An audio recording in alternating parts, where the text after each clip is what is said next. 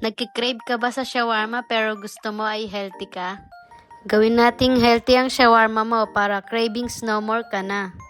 Alam nyo ba ng mga gulay na nilalagay natin sa ating beef shawarma ay maraming health benefits sa ating katawan?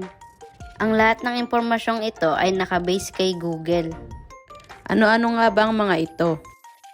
By putting cucumber that are low in calories and rich in water and fiber. Tomato that brighten your skin and fight inflammation. Chili garlic boosting high amounts of vitamin C and antioxidants. Sa pamamagitan ng pag-add ng lettuce ay nakasisiguro kang healthy ang kinakain mo. Because lettuce is a rich source of vitamins A, K, and folate.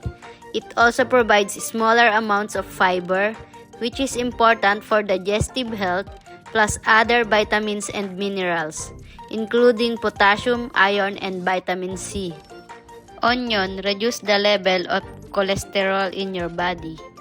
Yan lang naman ang mga health benefits na nakukuha sa pagkain ng beef shawarma. So ano pang hinihintay nyo? Pumunta na kayo sa palengke at bumili na kayo ng mga ingredients na ito para makapagluto na kayo ng beef shawarma. For more healthy tips, don't forget to like, share, and follow. Bye!